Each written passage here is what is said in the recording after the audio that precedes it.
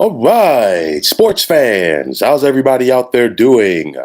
William Martin coming at you one more time here on YouTube with another edition of the 300 Pounds of Sports Knowledge Podcast. Now, by a show of hands, how many people had the Philadelphia Phillies facing the Houston Astros in the World Series this year? I'm sure there's probably a couple out there, but not that many. But at the end of the day, this is the beauty of October baseball and the MLB playoffs because at the end of the day, you never know what is going to happen. You know, we came into this postseason with some of the heavyweights in the National League that were expected to make a run to the World Series. CJ, what's going on, my friend? How you doing?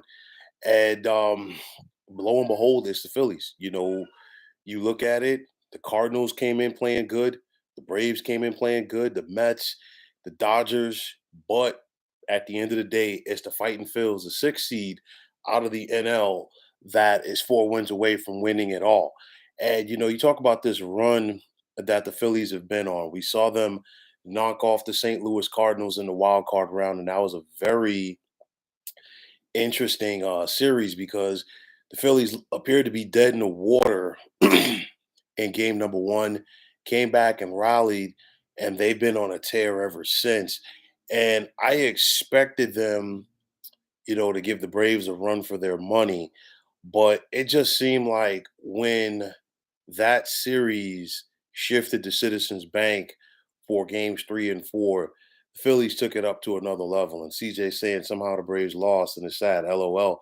Yeah, I mean, honestly, like I said the other night, you know, the Braves had everything in place to make another World Series run. It didn't work out, but fear not because this team is still loaded. This team is still talented, and they have an opportunity to do something possibly in the offseason to even improve their chances.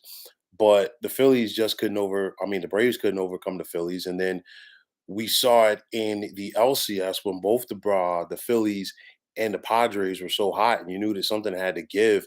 And the Phillies set the tone in that series by winning game one and coming back in a couple of games at home over the weekend against the Padres. And that's a big reason why they have themselves the NL pennant. Now, you look at Rob Thompson, and of course, he took over this team midseason for Joe Girardi. This team had really underachieved.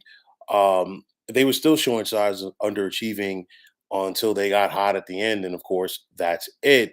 And to me, in watching this Phillies team, and anybody feel free to chime in if you disagree with what I'm about to say, but they remind me of the 93 Phillies team. And if anybody goes back that far, you know, the likes of Darren Dalton, Lenny Dykstra, Mitch Williams, John Kruk, Pete Incaviglia, excuse me, I could go right down the list. Charlie Hayes on that squad. It was just something about them. They got to the postseason. They got past the Braves. CJ, you don't have to listen to that part. In the LCS, and then of course they gave the Blue Jays everything that they could handle before bowing out in the World Series. But nothing, nonetheless, there's something about this team. And you think about Bryce Harper, and for all that it's worth, all of those years when Bryce Harper was with the Washington Nationals and they made the postseason, the fact that they didn't advance wasn't an aberration on him because he usually delivered. And Bryce Harper's once again delivering. We saw him become the NLCS MVP, but then also guys around him are stepping up as well. I mean, JT Realmuto is swinging a good bat. Kyle Schwarber, another trip to the postseason with a different team, and he just knows how to continue to get it done. Reese Hoskins, Gene Segura is definitely a guy you want to keep an eye on for in this series. And you think about the Phillies pitching, it's been solid throughout this postseason run with the likes of Zach Wheeler and Aaron Nola in that rotation. But for me, the biggest thing has been the Phillies bullpen. And this was a weakness during the regular season for Philadelphia. And now it has become a strength as all of their opponents, excuse me, so far in this postseason run for Philadelphia have found out the hard way. But on the flip side, for the Houston Astros, this is a team, they're battle tested. This is their fourth trip to the World Series since 2017. They won in 2017, lost in 2019 to the Nats, and then lost last year to the Braves. I'm sure CJ didn't shed a tear over that last year. But nonetheless, this team is battle tested. And with that said, some of the names have changed on the back of the jerseys, but the mission still remains the same, if you will. Go out there and get that championship. And Houston so far in this postseason has been unfazed. We saw them sweep Seattle. And, in doing so, I think that the Astros set the tone in game number one with their ability to come back against the Mariners. Seattle, for my money, never recovered from that. Um, and when they took the first two games against the Yankees at home, they came out there in game three in the Bronx and put their foot on the gas, and then they never looked back. So you're talking about a team that is hot right now. You're talking about two teams that met late in the regular season. So there's a lot of familiarity between both of these clubs. But, for Houston, one of the big questions is, will Dusty Baker finally be able to get it done? And you think about Dusty Baker's Hall of Fame managerial career. First and foremost as a player, so many good years with the Braves and the Dodgers. He was a part of that Dodgers World Series championship team as a player back in 1981. But then with his managerial career, so many great years with the San Francisco Giants, came so close to winning the World Series in 2002. Got the Cincinnati Reds to the playoffs, got the Chicago Cubs to the playoffs, got the Washington Nationals to the playoffs. And of course, once again, he is in the postseason with these Houston Astros. They were so close last year. Atlanta was the better team. And of course, with that said, that was why they were the champions. But I look at this Astros team right now. Jordan Alvarez, excuse me, is providing plenty of pop in the middle of that lineup. You look at Jeremy Pena, and this youngster is a star in the making. He's swinging a great bat. He also knows how to flash the leather on the infield as well, and that, of course, is important. Alex Bregman picked up his production at the plate in the series against the Yankees. You always have to keep an eye on Yuli Gurriel. And then Jose Altuve, who's been in a slump for the longest time, finally got some hits in that last game of the series against the Yankees. And you have to wonder if he's ready to bust out of his funk and get going for this Astros team. But then you look at the pitching. You have a steady veteran in Justin Verlander, who, after getting roughed up against Seattle, bounced back and had a solid start early in the series against the Yankees. And you have to wonder if he's getting back into his rhythm. You also have Framber Valdez. You also have Lance McCullers in this rotation for the Houston Astros. And then, of course, you want to talk about a lights out bullpen. The Astros bullpen has been lights out so far in this postseason run for them. I think back to what we saw in game number three when they closed out Seattle in that 18 inning marathon. And then those last two games in the Bronx, how they were just able to come in and really just put the clamps on that Yankee lineup. And honestly, for the most part, the Yankees lineup didn't do that much against this Astros pitching staff, starters or bullpen, throughout that series. So I think the keys for this series rather, I think that Philadelphia needs to keep on doing what they're doing. And what that is if you look at each series, Philadelphia's gone on the road and won the first game. And in doing so, they have been able to put so much pressure on their opponent. And obviously, Philadelphia wants to get a split at least in those first two games in Houston. But Philly can keep on doing what they've been doing, and of course, that would be the Astros' first loss of this postseason. I think that would be big for them going into the meat of this series, games three, four, and five at Citizens Bank.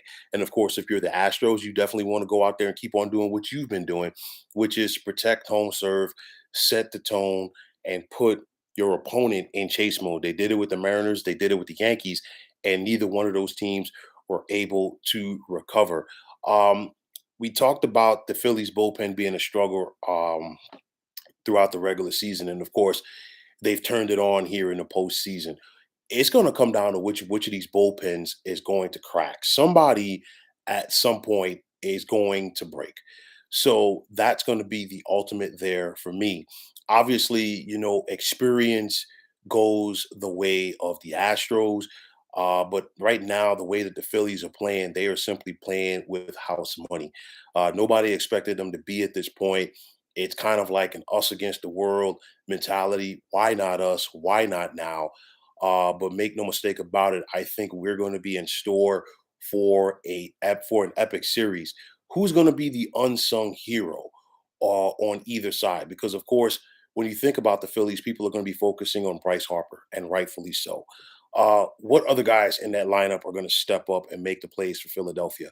The same can be said for the Houston Astros. Who's going to be that unsung hero that steps up and makes an impact in this series? I think we are in store for a tremendous fall classic to culminate this MLB season. I think this is going to be a back and forth series. Uh, but at the end of the day, I just don't see the Astros losing consecutive World Series. I'm going to give the Astros the edge. I'm going to say Houston in 6 games. And honestly, if the Astros were to win it all, it really would not surprise me to see Dusty Baker retire. I mean, the man has done everything else as a manager in the big leagues except win it all. And honestly, again, he has a Hall of Fame resume already, but I think him getting the World Series championship would just be the cherry on the top.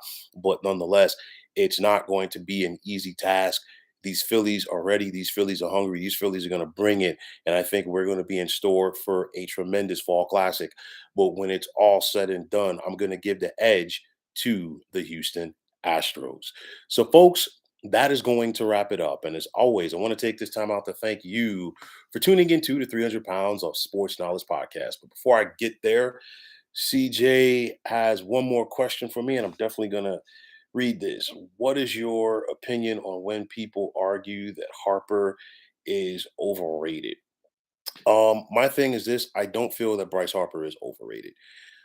My thing is Bryce Harper has always, put up solid numbers. And on top of that, for me, Bryce Harper has always produced as an individual in the postseason.